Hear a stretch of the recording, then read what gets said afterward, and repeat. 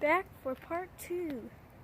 As I was saying, the rest got has its day. This truck has this day, as you can tell.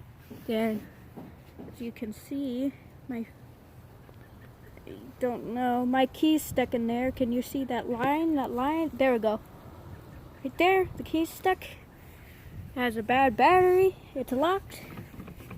It's a battery lock, so good luck finding someone that can do that. And more rest. After F-150s, old ones, have a lot of rest. But I think that would be it. Oh yeah, look, these seats, don't they look kind of needing some stuff?